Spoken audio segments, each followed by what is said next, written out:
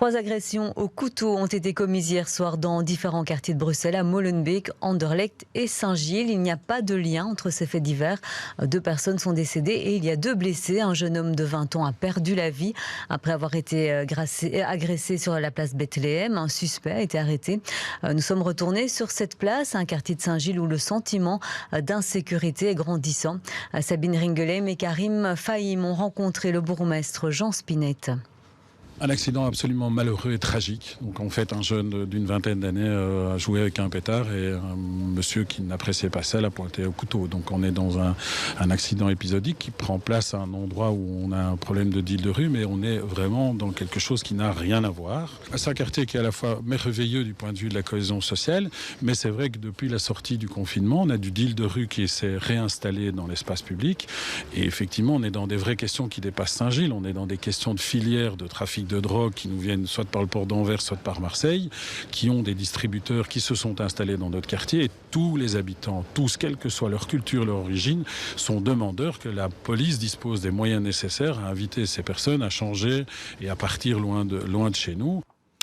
Et vous le rappelez il y a un instant, Muriel, ce sont donc 3 agressions à l'arme blanche qui ont été commises hier à Molenbeek, Saint-Jean, à Saint-Gilles et à Anderlecht. Anaïs Corbin, on va faire le point avec vous. Le parquet confirme qu'il n'y a pas de lien entre ces 3 faits divers. Oui, effectivement. Et d'abord, je vous propose un petit retour en arrière sur les événements. Les premiers faits ont eu lieu vers 18h hier, quai de Veewaide à Anderlecht. Un homme a attaqué des passants pour une raison encore inconnue. 2 hommes âgés de 28 et 62 ans ont été blessés, dont un cycliste. L'une des victimes se trouvait dans un état grave lundi soir, mais ses jours ne sont plus en danger.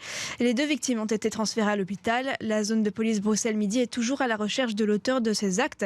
Elle a notamment procédé à l'évacuation et à la fouille du campus du Seria, non loin de là où les faits ont eu lieu. Et puis, un peu moins d'une demi-heure plus tard, vers 18h20, une deuxième agression à l'arme blanche a été commise, cette fois à place Bethléem, à Saint-Gilles. Un jeune homme de 20 ans est décédé après avoir reçu un coup de couteau dans la gorge, selon la police. Les circonstances exactes des faits font l'objet d'une enquête. Ce serait supposément un jeune qui aurait lancé un pétard et un autre saisi par le bruit qui l'aurait attaqué au couteau.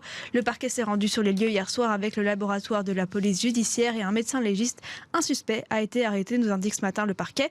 Quant au 3e fait du même genre, il a eu lieu rue de Koning à Molenbeek vers 18h30, donc soit 10 minutes après le précédent fait, dans un centre d'accueil pour sans-abri.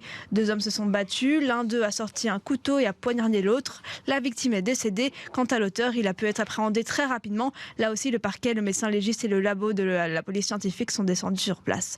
Le bilan de ces multiples couteaux dans ces 3 communes différents et seulement 30 minutes est donc de 4 victimes, dont 2 sont décédées. Aussi étonnant que cela puisse paraître, tout indique que les 3 faits n'ont aucun lien entre eux, bien qu'ils aient eu lieu à peu près à peu de distance et de façon presque simultanée.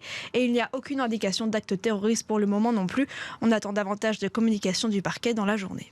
Merci beaucoup Anaïs Corbin pour toutes ces explications ici en studio.